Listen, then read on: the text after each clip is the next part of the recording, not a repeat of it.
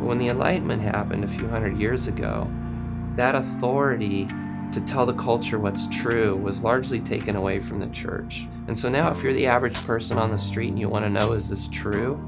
You'll ask a scientist or you'll ask a doctor. And I thought, I'm seeing so many miracles. You can't make this stuff up, right? People's eyes are white, within a couple minutes they suddenly can see. There's obviously something going on there. And so I thought, well, it should be possible to test this scientifically.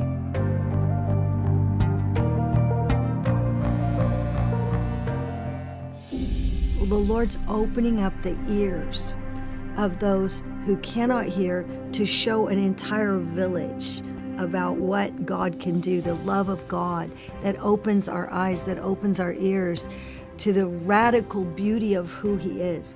God speaks to us how we need to be spoken to, and oftentimes that's through miracles. Faith isn't based on all of that, but sometimes it's the thing that He gives to us to demonstrate His reality.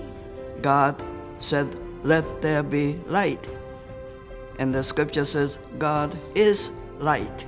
DNA operates with electrons and photons. The information supplied in DNA, given in the structure of the DNA molecule itself, is enormously overwhelming. And it's refuting a lot about evolution. We astronomers now have 14 measurements of the present and past temperature of the universe.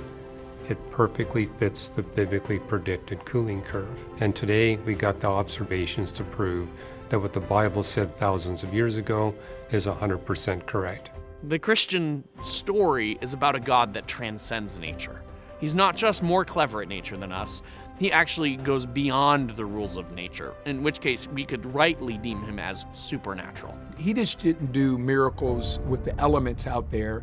They were always meeting needs of people. People have had experiences where they were sick and they've turned to Christian prayer and they've been divinely, miraculously healed of conditions that modern medicine has not been able to address.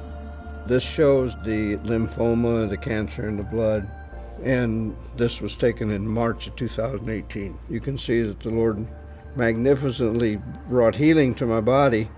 I didn't have to go through but one chemo treatment. It went from this to this.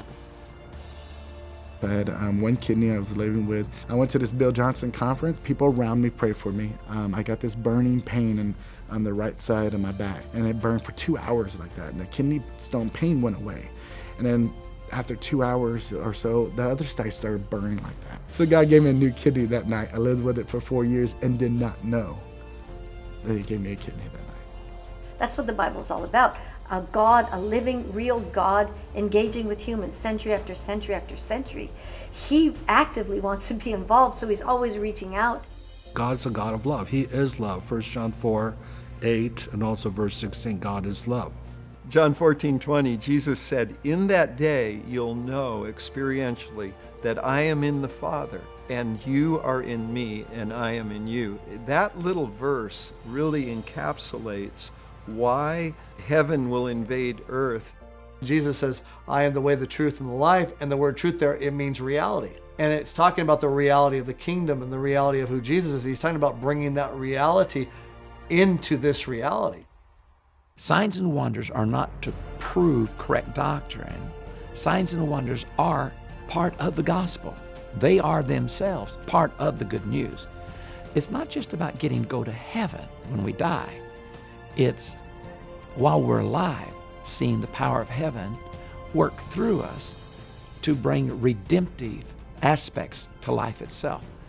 How does it look like when ordinary people like you and I, when we start to be full of love, full of power, and full of wisdom, that those are coming into convergence?